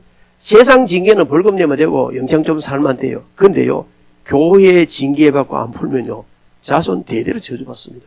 하나님의 징계가 얼마나 무서운지 모릅니다. 한번 보십시오. 교회 징계받고 안 풀고 막 그냥 사돌아 댕기고 이런 사람도 보면요 본인도 처참하지만은요 그 자식들이요 참 피폐해져요. 왜 그런지 아세요? 하나님 편에 매이 있는데 무슨 기도가 응답되며 무슨 헌신이 연락이 되겠습니까? 그래서 여러분 저는요 이제 목회하면서 하나님 저는 절대 징계 안 하고 목회하겠습니다. 그렇게 기도를 딱 한번 했어요. 딱 한번 했어요. 자 이게요 무서운 거예요. 징계 받을 만한 신앙도 있고 회개도 할 사람이면 다행인데 그런 신앙도 없고 믿음도 없는 사람을 징계해 놓으면요 평생 자손들까지 저주받아요. 하늘에서 내놔버립니다. 그래서 마태복음 18장 18절 말씀은 우리 기도 응답이기도 하지만 징계와도 연결되어 있어요. 그런데 더 확실한 것은요 고린도전서 5장 1절부터 5절 말씀 보면 더 심각해요. 우리 한번 찾아봅시다. 고린도전서 5장 1절부터 5절까지 한번 찾아봅시다. 교회 징계가요 세상 징계는 아무것도 아니에요. 무서운 거예요. 그래서 절대로 교회에서 징계받지 말아야 되지만 받았으면 시입을 한 그 당에 가서 퍼뜩 풀어야 됩니다. 자, 고린도전서 5장 1절부터 5절까지 우리 같이 합독합니다. 너희 중에 심지어 음행이 있다 함을 들으니 그런 음행은 이방인 중에서도 없는 것이라 누가 그 아비의 아내를 취하였다 하는도다. 그리하고도 너희가 오히려 교만하여져서 어찌하여 통한이 여기지 아니하고 그 일 행한 자를 너희 중에서 쫓아내지 아니하였느냐. 내가 실로 몸으로는 떠나 있으나 영으로는 함께 있어서 거기 있는 것 같이 이런 일 행한 자를 이미 판단하였노라. 주 예수의 이름으로 너희가 내 영과 함께 모여서 우리 주 예수의 능력으로 이런 자를 사탄에게 내어주었으니 이는 육신은 멸하고 영은 주 예수의 날에 구원을 받게 하랴. 이게 무슨 얘기냐면 고린도 옛날 그 사람이 고린도화 됐다 이런 말들인데, 고린도화 됐다는 말은 음란의 천지가 되어버렸다 이런 얘기예요. 그렇게 음란한 도시 고린도에 세워진 고린도 교회가 세상의 물질, 세상의 어떤 바람이 교회 안에도 불어 들어왔는데 교회 안에서도 그 음행이 시작이 된 거예요. 그런데 오늘 여기 보면 너희 중에 누가 그 아비의 아내를 취하였다. 즉 엄마를 범했다는 말이 아니고 뭐 첩이겠죠. 그죠? 후처를 뒀는데 아들이 아버지 후처를 범했다는 거예요. 그런데 이게 몰래 행해지고 해결되어진 게 아니고 드러났단 말이에요. 드러났는데도 교회에서는 아무런 제재도 안 하고 치리도 안 하니까 바울사도가 너무 통한이 여긴 거예요.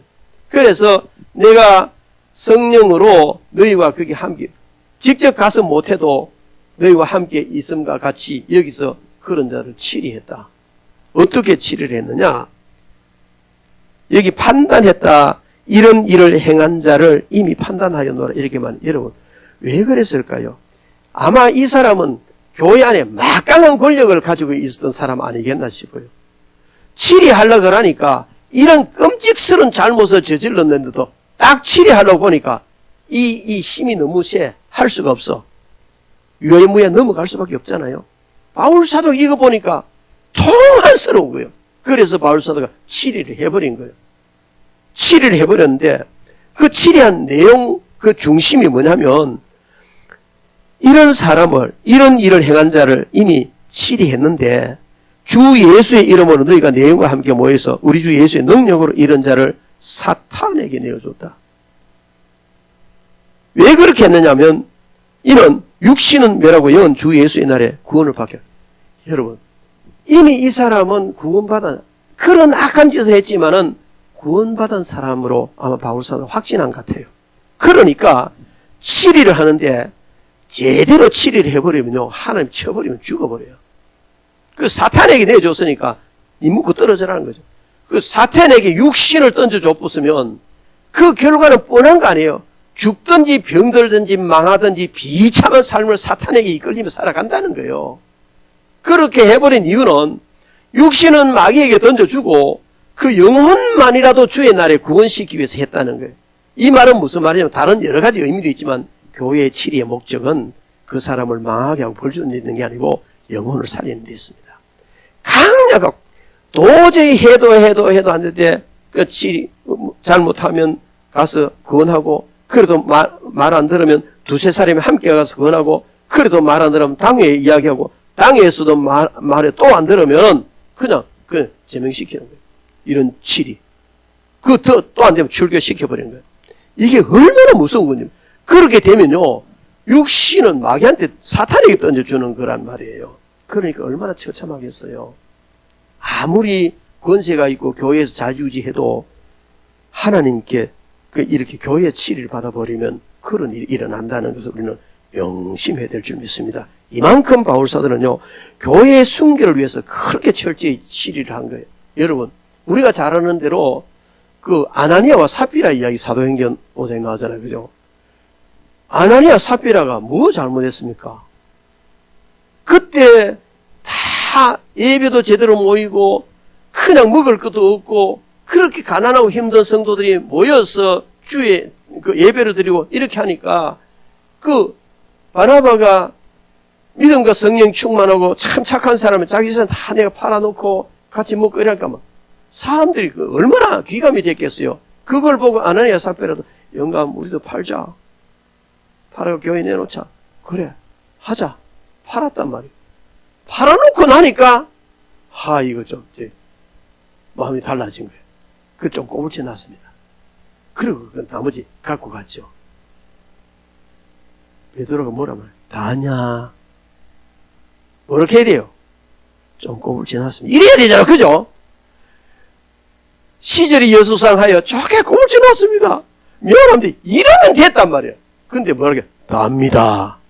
여러분 음부의 권세가 주님이 세운 교회에 틈타지 못한다고 분명히 주님 말씀하셨는데 그 서서히 시푸른 성령께서 역사하시는 그 교회 베드로가 딱 보니까, 성령으로 딱 보니까 이게 너무너무 귀한 일을 통해서 거짓의 아비 마귀가 서무도 들어오는 거예요. 그리고 그 자리에 바로 치리해버리잖아. 바로 치리해버리니까 죽어버렸어요. 부부가 다 죽어버렸어요. 그런 영적 권능을 가진 자의 치리는요, 적석에서 그런 효과가 나타납니다. 그렇게 아니다 할지라도 하나님 앞에 치리받는 건 정말 무서운 일이에요. 그래서 우리는요, 정말 기도하면서 그런 일은 없어야 되고 하나님 앞에 큰 복을 받아야 되는데, 바로 이게 무엇을 이야기하느냐면 교회의 치권, 직분자에게 이게 있습니다. 여러분, 제 친구가 하나 의성에 있는데 그 전도사 때예요. 장로님 한 분이 너무 속을 새겼는가 봐. 이제 가끔가 이제 이어서 이런 이야기 좀 죄송스럽습니다. 너무 장로님 너무 좋으신 분들만 죄송한데, 그 시골교회 가끔 보면요, 진짜 골질덩어리 같은 장로 한 사람이 있어요. 너무너무 열태니까. 이 친구가 부임을 딱 해가 갔는데, 이 친구도 보통 넘거든요.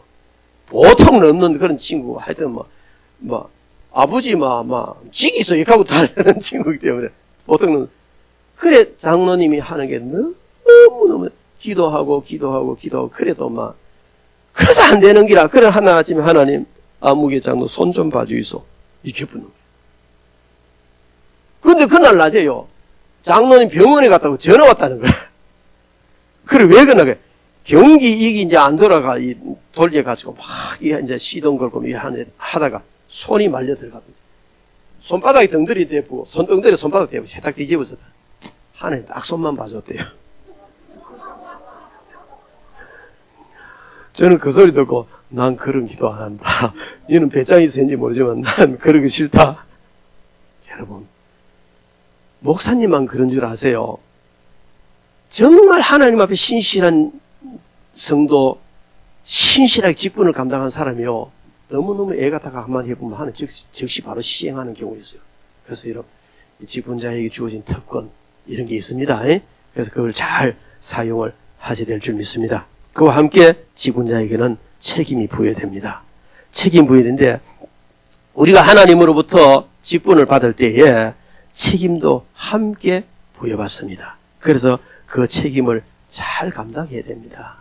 책임을 잘 감당하면 권한이 점점 더 강해지고 더 귀한 직분 주시고, 그래서 주님께서 뭐라고 말씀하십니까? 직분자에게, 잘 감당한 직분자에게 네가 작은 일에 충성하였으니 내가 많은 것으로 맡기겠다. 항상 작은 직분에 충성하니까 더 귀한 것으로, 더 많은 것으로 맡기고, 거기에 충성하면 더 많은 것으로 맡기고, 그러니까 더 크고 존귀한 직분을 받으니까 그 직분과 함께 따라오는 권리가 있고, 권한이 있고, 권세가 있고, 축복이 있으니까 참 좀 잘 되잖아요. 여러분, 이런 성성장구하는 길 가시기를 주의 이름으로 축원합니다. 근데 세상에서 보면 하나님께서 그 직분 거다했는데도 자기 직분을 그대로 유지하는 이런 경우 많이 봐요. 교회 안에서도 그런 경우 많잖아요. 야, 저 사람은 아니다. 어떻게 저럴 수가 있을까? 직분자인데, 어떤 직분인지 분명히 주님으로부터 직분을 받아서 교회 안에서 직분자로서 감당을 하고 있는데, 보면은 저건 아니잖아. 이런 생각이 드는 사람이 있단 말이에요. 그런데도 하나님이 그 사람 직분을 싹 뺏겼는데 하지 마. 이게 아니고 그냥 직분 그냥 갖고 있어요. 그런데 그런 걸 자세히 들여다보면 사실상 하나님이 그 직분 뺏었어요. 사실상 하나님이 그 직분 뺏어버렸지만은 이 인간적 제도와 교회의 정치와 헌법 이런 제도에 의하여서 그 직분을 유지하고 있을 뿐이지 하나님에게는 빼앗겨버린 그런 사람이 있어요. 여러분, 아주 중요합니다. 내가 여전히 직분을 가지고 있으니까 하나님도 인정하시겠지. 아닙니다. 뺏긴 경우가 있어요. 성경에 보면 그런 경우 있잖아요. 사울이라는 사람을 너무나 잘 알잖아요. 이미 그에게 왕직을 하나님 뺏어가지고 누구에게 줬어요? 다윗이 줘버렸어요. 그런데 지금 왕이 누구예요? 다윗이 왕이고 사울이 왕이거든요. 세상 제도에 의하여서 하나님은 그 직분을 빼앗아 버려도 세상적인 제도에 의해서 그 직분을 수행할 수는 있지만 이미 끝났단 말이에요. 그러니까 그 사울의 말로가 얼마나 비참해집니까? 하나님이 직분받은 다윗을 얼마나 철저히 지켜주십니까? 그래서 우리는 외형적인 어떤 것보다도 하나님 앞에서 내가 직분 감당 잘했어. 하나님 앞에서 직분에 합당한 그런 인정을 받아야 되고 더 귀한 직분을 받아야 되고 그로 말미암아서 하나님께 주시는 그런 놀라운 은총을 입어야 될 줄로 믿습니다. 그래서 우리 직분 받은 자들 정말 중요하다는 걸 아시고 그 다음에 주님께서 직분 주신 목적이 무엇인지를 우리가 알아야 될 겁니다. 직분 주신 목적 중에 하나가 에베소서 4장 12절에 나와 있는데 이는 성도를 온전하게 하며 봉사의 일을 하게 하며 그리스도의 몸을 세우려 함이라 그랬습니다.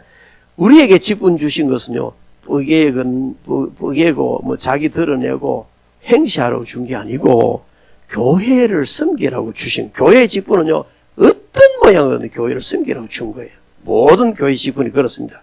그것은 어떻게 한다고요? 바로 성도를 온전하게 하고 봉사의 일을 하고 그리스도의 몸을 세우도록 직분을 주신 것입니다. 여기 성도를 온전하게 한다. 이 온전하게 한다는 이 말은요 골절된 뼈를 바로 맞춰준다. 의학적으로. 그럴 때 쓰여진 말이에요. 뿐만 아니고 뚫어진 그물을 깁는다. 이런 의미로 쓰여진 용어예요. 뿐만 아니고 성경에 비슷하게 쓰여진 걸 보면요 찢어진 그물을 짚는 데도 쓰고 부족을 채워준다는 데도 쓰여졌어요. 그리고 이전에 잘못된 상태를 바로잡아준다 하는 이런 의미로도 쓰여진 것이 바로 여기에 온전하게 한다 하는 그런 말씀입니다. 그래서 우리는 직분자들은 성도들의 부족 채워줘야 되고 뭔가 어그리고 잘못된 것을 바로잡아줘야 되고 이런 일을 하는 것이 바로 직분자인 줄을 믿습니다. 그 다음에 봉사의 일을 하도록 하기 위해서 주어졌다. 그렇게 말씀합니다. 이 봉사라는 것은 섬김을 말합니다. 교회의 직분은요 명예나 권세가 아니라 사명과 책임과 봉사입니다. 봉사하기 위해서 주어진 것입니다. 그리고 이 섬긴다는 것은 바로 사람에게 다른 사람에게 유익하게 해주는 것을 말하고 있습니다. 베드로전서 4장 10절 말씀에 보면 각각 은사를 받은 대로 하나님의 여러 가지 은혜를 받은 선한 청지기 같이 봉사하라 그렇게 말했습니다. 여러분 왜 이 봉사하는 데 은사란 말이 자꾸 나오느냐면 은사를 주신 목적은 섬기도록 하게 주셨어요. 그리고 은사를 통해서 섬기는 것이 직분 감당하는 것이 얼마나 효과적인지 몰라요. 그래 각각 그 사람이 맡은 그 직분을 잘 감당할 수 있도록 그 사람에게 맡겨진 은사가 있어요. 그래 주일학교 교사에게 가장 적절한 은사가 뭐겠어요? 가르치는 은사예요. 그죠? 근데 가르치는 은사인데 다 같이 가르치는 은사인데 어떤 사람은 주일학교 학생들을 잘 가르치고 어떤 사람은 할미 할배를 잘 가르치고 그래 주일학교는 잘하는데 할머니 할아버지 앞에서 말도 한마디 안 되는 사람이 있어요. 어떤 사람은 할머니 할아버지 앞에는 막 청산유수인데 주일학교 학생들 앞에 말 한마디 안 되는 이게 뭐냐면 다 같은 가르치는 은사라 할지라도 스타일이 또 틀리거든요. 다 같은 신유 은사를 또 스타일이 틀려요. 예언도 틀리고 우리에게 주어진 모든 그 은사는 그 사람의 성향과 스타일에 따라 약간 다를 수 있어요. 일괄적이지 않다는 것이죠. 그래서 어쨌든 은사를 주신 것을 가지고 하나님 앞에 잘 섬기도록 그렇게 주셨습니다. 그리고 교회를 섬기도록 주셨는데 교회의 직분은 절대로 계급이 아니라는 사실. 제가 가끔 그런 얘기 들어요. 목사님 그럼 교회 제일 높은 애요. 아니 제일 낮습니다. 에이 목사가 제일 높고 그 다음에 장로고 뭐 집사 그렇다 하던데요. 그 세상 사람은 그렇게 인식하고 있어요. 그런데 교회의 직분은 그렇지 않습니다. 저는 가끔 우리 교회 장로님들한테 설거지 하라 해요. 죄송합니다 장로님들. 근데요 한 번 이야기 때는 얼마나 잘하시는지. 그거를 처음 온 성도들이 보고요 눈이 휘둥그레지는 거예요. 여러분 저도 해요. 우리는 교회의 직분은 절대 계급이 아니다는 사실을 명심을 해야 될 줄 믿습니다. 그리고 그리스도 몸을 세우기 위해서 직분을 주셨습니다. 우리가 이 직분을 감당했기 때문에 교회가 세워져야 돼요. 교회가 흐트러지면 안 돼요. 허물어지면 안 돼요. 내가 직분을 가졌는데 집사가 됐든 권사가 됐든 장로가 됐든 어떤 직분을 가졌든 간에 내 직분으로 말미암아서 교회에 문제가 생긴다든지 교회에 어떤 말썽이 생긴다 허물어지는 것, 이거는 뭐 옳고 그름을 떠나서 무조건 잘못 생긴 거예요. 잘못한 거예요. 그래서 어떤 일이 있어도 교회에서 직분자로 말미암아서 교회에 문제가 생긴다든지 말이 생긴다든지 허물어지는 일은 없어야 됩니다. 거기에 대해서는 할 말이 없어요. 왜? 주님께서 직분 주신 목적이 주님의 몸된 교회를 세우라고 주셨는데 허물어버리면 아무리 자기가 옳고 타당한 이유를 갖고 있다 할지라도 목적에서 벌써 빗나가기 때문에 주님 앞에 할 말이 없어요. 그러면 그때는 우리가 더 기도하면서 그 목적을 이루어가야 되는데, 기도하면요 세워나갈 방법도 주실 줄 믿습니다. 그래서 교회의 직분의 핵심은 건설이요 세움입니다. 세움. 이 목적을 달성하기 위해서 교회 직분자들은요 다 하나님의 아들을 믿는 것과 아는 일에 하나가 되어야 되고, 성숙한 신자로서 그리스도의 장수한 분량이 되게 자라가야 되고, 교회 머리 대신 우리 주님을 따라가야 될 줄로 믿습니다. 자, 그리고 또 교회의 직분을 주신 그 목적 중에 하나는 아까도 잠깐 말씀드렸으면 교회의 사명을 잘 감당해야 됩니다. 교회의 사명은 교회에 5가지 사명이 있어요. 예배, 양육과 훈련, 전도와 선교, 구제와 봉사, 성도의 교제. 교회의 5대 사명이라고 말하는데요. 우리에게 직분 주신 목적이 예배를 위해서, 예배를 잘 드릴 수 있는데 협조자가 되도록 그렇게 주셨어요. 뿐만 아니고 양육과 훈련하는 데 도움이 되도록 어린 성도들을 세우고 이렇게 하도록 주셨어요. 그리고 전도와 선교를 위해서 직분을 주셨고, 구제와 봉사를 위해서 주셨고, 성도의 교제를 위해서 주셨습니다. 이와 같이 이 직분을 주셨는데, 그럼 이 직분을 잘 감당한 사람은 어떤 복을 받느냐? 정말 귀한 복을 받습니다. 직분을 잘 감당한 사람들은 주님께 칭찬과 사랑을 받게 됩니다. 디모데전서 3장 13절에 보면 집사의 직분을 잘한 자들은 아름다운 지위와 그리스도 예수 안에 있는 믿음의 큰 담력을 얻느니라. 고린도후서 3장 7절부터 9절에는 돌에 서서 새긴 죽게 하는 율법의 조문의 직분도 영광이 있어 이스라엘 자손은 모세의 얼굴을 없어질 영광 때문에 그 얼굴을 주목하지 못하였거든. 하물며 영적 직분은 더욱더 영광이 있지 않겠느냐. 정죄의 직분도 영광이 있은즉 의의 직분은 영광이 더욱 넘치리라. 여러분, 어떤 직분이냐가 아니고요, 그 직분을 참 이런 목적과 이런 자세와 이런 정신으로 감당하면요 그 영광이 이루 말할 수 없이 큽니다. 주님이 너무너무 기뻐하시거든요. 그래서 주님이 기뻐하시니까 영광스럽게 해주시고 영광을 입혀주셔요. 반드시 그렇게 해주실 줄 믿습니다. 그리고 주님께 칭찬과 사랑받습니다. 저는요 세상에 부자 되는 것도 좋고 여러 가지 다 좋지만은 가장 좋은 게 주님 칭찬받는 거예요. 제가 어릴 때요 그 어른들로부터 착하다 소리를 좀 들었어요. 그런데 한참 살다가 보니까 내가 덩신이란 말이냐? 착하다는 말이 착하다는 소리로 안 들리고 뭔가 좀 2% 모자라는 인간이라는 그런 인식으로 어느 날 와닿는 거예요. 아, 사람이 너무 착하면 못 사는구나. 당하는구나. 이런 생각이 들더라고요. 그런데 기도를 하다 보니까 세상 사람들한테 착하다 소리 들으면 그런 거 아무 상관없고 주님한테만큼은 착하다 소리 들어야 되겠구나. 정말 주님 머리 쓰다듬어 주면서 덩들이 두드려주면서 그래 잘했어 아이고 착하지 생각해 보십시오. 뭐가 염려가 돼. 주님이 여러분들 덩들이 그래 잘했어 아이고 착하지 아이고 착 이러면요 뭐가 겁이 나면 부러울 게 뭐가 있겠어요. 그래서 주님께서 직분 잘 감당한 자에게 칭찬과 사랑을 주신다는 거예요. 그리고 사람들로부터도 배나 존경을 받게 되고 하나님께서도 존귀하게 해준다는 겁니다. 여러분, 그래서 우리는 이 직분을 잘 감당하면 주님과의 아름다운 관계가 이루어지고 존귀한 자가 됩니다. 그리고요 직분 잘 감당 자녀들이 복을 받습니다. 직분 잘 감당한 사람들의 자녀들 정말 복 받습니다. 저희 친구들 중에 이제 은퇴한 친구들도 있고 이런데 한 번씩 이제 결혼 초청해서 결혼식 하고 가면 저 시골교회 조그만 교회 아이고 저렇게 어떻게 사나 싶을 정도로 그렇게 가난하게 살던 목회자들 자녀들 이 결혼식도 가보면 그 자녀들이요 얼마나 대단한 사람인지 얼마나 그래서 그렇구나 그래서 그렇구나 이런 걸 느껴요. 여러분 직분 잘 감당하면 자녀들이 잘 됩니다. 믿음이 더욱 성장 강해집니다.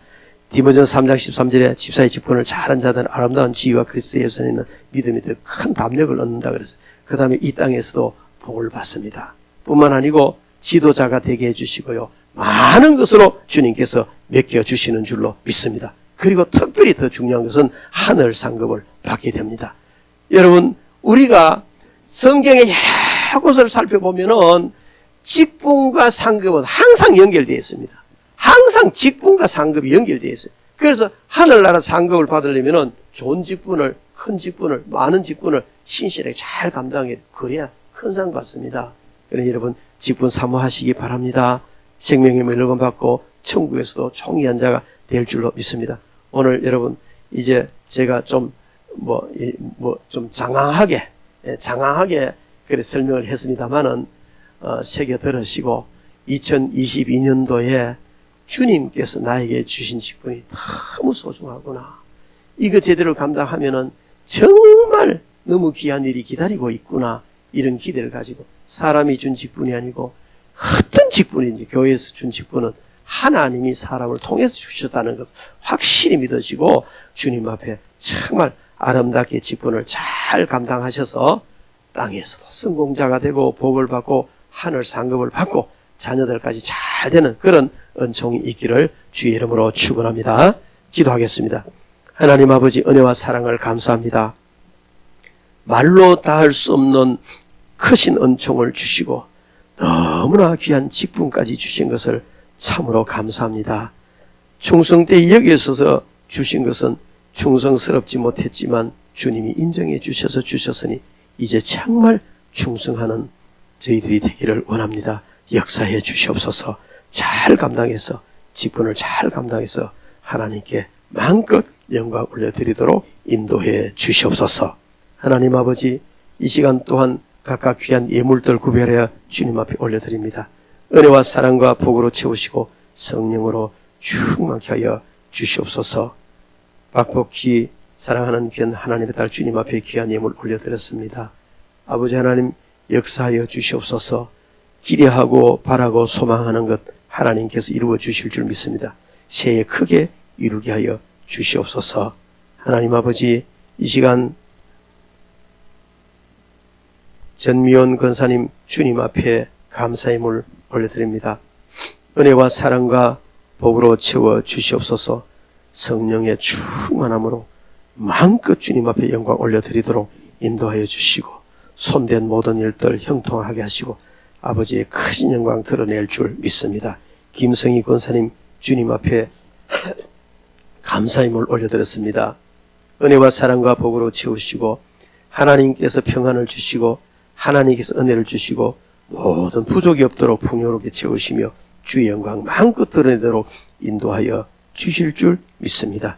주님이 영광을 받으시옵소서. 박영재 사랑하는 하나님 귀한 아들 주님 앞에 귀한 예물 올려드립니다. 능력을 주시고 지혜와 명철 주시고 하나님 앞에 귀한 그런 존귀한 자가 되도록 하나님께서 역사해 주셔서 세상 사람들이 놀랄 만큼 복을 주시옵소서.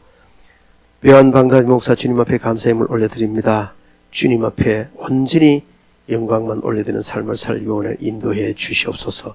강경 목사님 주님 앞에 귀한 예물 올려드립니다. 아버지 하나님 우리 목사님 이 마지막 시대에 정말 아름답게 귀하게 쓰임받고 주의 영광 크게 드러내도록 인도하여 주시며 구하는 모든 것 들으시고 그 목양에 하나님의 크신 영광과 은혜와 복이 넘치게 하옵소서.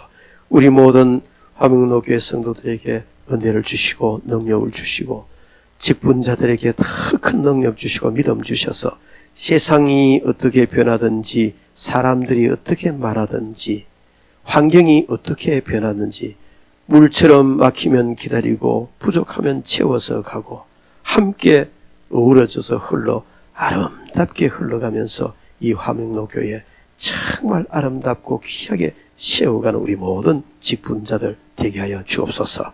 감사하고 예수님 이름으로 기도드립니다. 아멘.